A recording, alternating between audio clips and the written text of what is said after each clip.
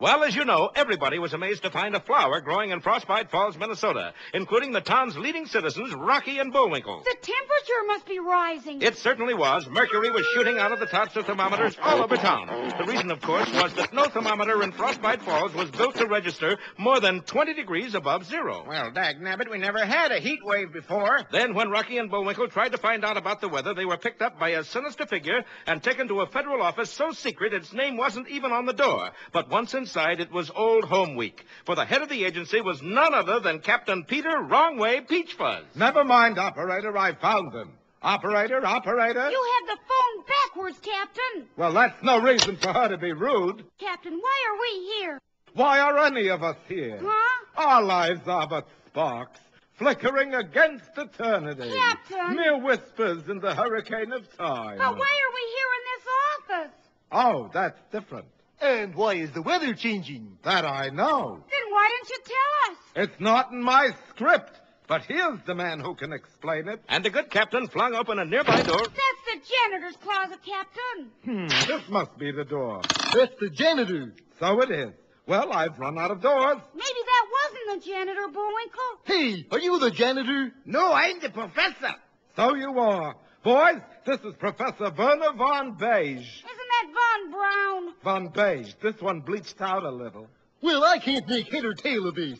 Ah, then you know. No what? That the world is turning upside down. Upside down? Jawohl, topsy-turvy. And the good professor told our heroes his startling story. It seems that according to his calculations, the North Pole was sliding further and further south. Actually, the Earth is slowly tipping over this way. Well, everybody needs a change once in a while. But in 6 months, the South Pacific is going to be where the Arctic Ocean is now. Where'll that put Frostbite Falls, Professor? According to my calculations, Frostbite Falls should wind up right on the equator. Gee. And Chicago will be where Honolulu is. And what'll happen to Philadelphia? Oh, they'll still be in the cellar.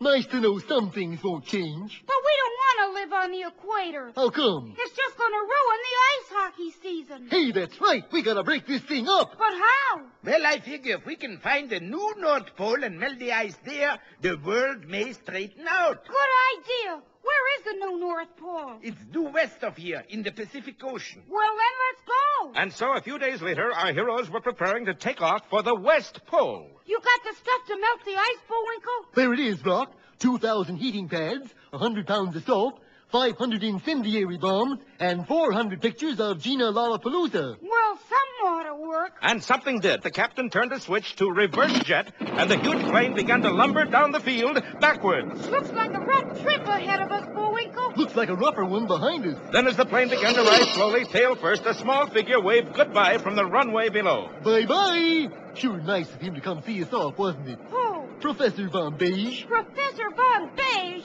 You notice kind of an echo in here? Yes, as fate and Captain Peachfuzz would have it, our boys had left behind the only man who knew where in the world they were headed. What difference does it make? I can only see where we've been anyway. Be sure to see our next episode, Bullwinkle Takes the Wheel or the Bum Steer.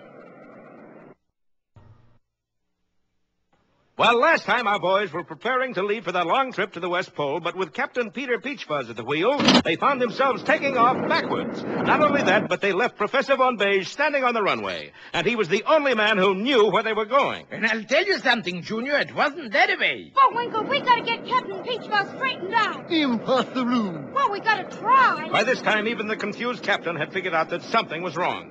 This is the first plane I've ever flown in that had an observation car. Faster and faster the plane flew, Buffeting. until it broke through the sound barrier and was traveling backwards faster than the speed of sound. As a result, when Rocky burst into the cabin and started to speak, his voice sounded like this. You have no room to make. Now, of near to what to you? As the roof and others grab witness. The over you ran the silver can walk. No. The roof is still. No. And prompted by Rocky, Captain Peachfuzz turned the switch to forward. Instantly, the plane reversed direction.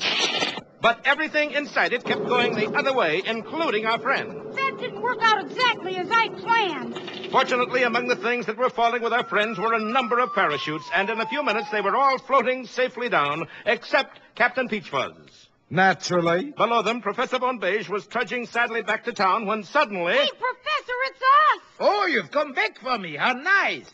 But where's their plane? A good question, that, for at that moment, their abandoned plane broke in half in midair, and part of it landed in a downtown parking lot.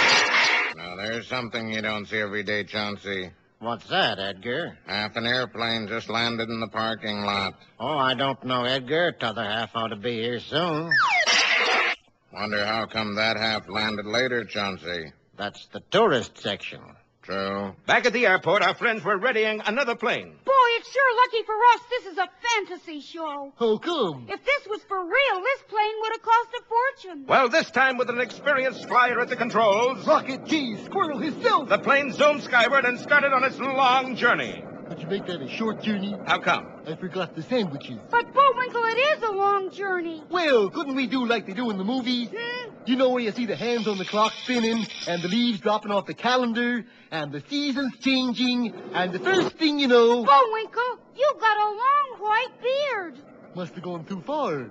I better put a few leaves back on the calendar. Better turn the clock back a bit, too, Bullwinkle. How come? Because we're getting awful low on gas. And at that moment, the jet engines conked out and the plane started to fall. Hey, we're going to set a new record. What's that? We'll crash 2 planes in one episode. We got to send our position on the radio. On the what? On the radio. Rocky, this may come as a shock to you, but we're not on the radio. We're on television. I mean the plane radio. Plain or FM, we're just not on it. Captain, what's our position? I've got it right here. We're between 56th and 57th Street on Madison Avenue. Hokey smoke, you know what that means? It means we're going to crash right on the J. Walter Stucker Company. No, it means we got a map of New York City. Oh, that's terrible. Yeah, it's a nice place to visit, but I wouldn't... It's a little too late for jokes now, Bullwinkle. Oh. And the plane plunged dizzily downward. Be with us next time for the Ocean Waves or High Divers. I said it was too late for jokes. All right, Rock. That wasn't funny.